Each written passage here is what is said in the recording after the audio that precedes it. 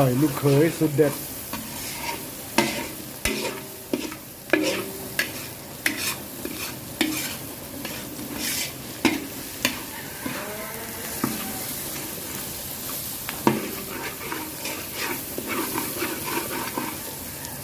ครับใส่มะเขือเทศเข้าไป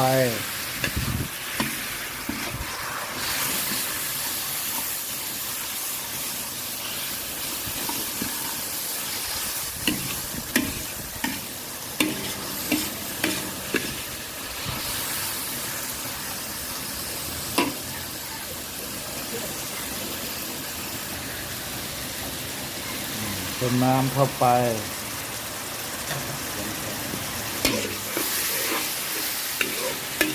เพื่อจะได้ไม่ให้มันไหม้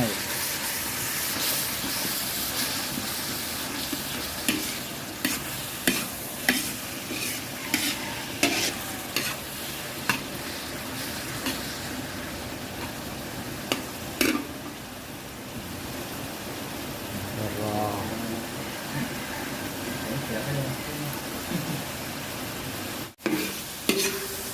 ขยี้ให้มันมะเขือเทศสุกเละนะครับที่จะเป็นไปตามสูตร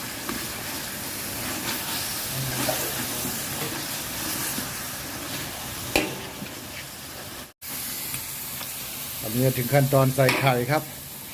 เนี่ยนี่จะใส่ไข่ลูกเขยแบบไข่ลูกเขยนี่ไข่ถ้าใหญ่เขาเรียกไข่อุบไข่ลูกเขยไข่ลูกเขยอร่อยนะนี่ไข่ลูกเขยฉบับไทยใหญ่ไทยใหญ่เขาเรียกว่าไข่อุบเนี่ยส่วนใหญ่อยากให้มันแห้ง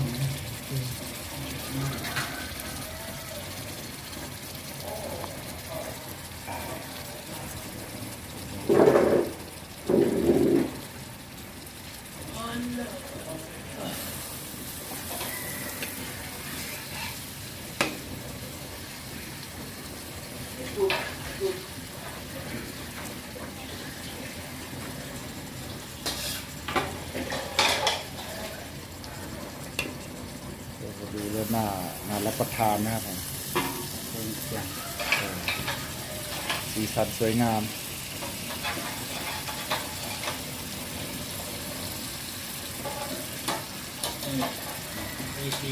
เนี่ยมาอยู่ไอ้เนี่ยมี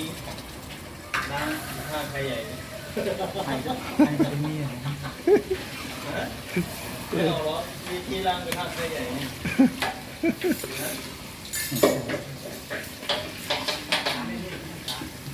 โอเคครับเป็นการคนให้สุกก็ใช้ได้แล้วครับผมไม่ต้องไปช่วยล้างจานละ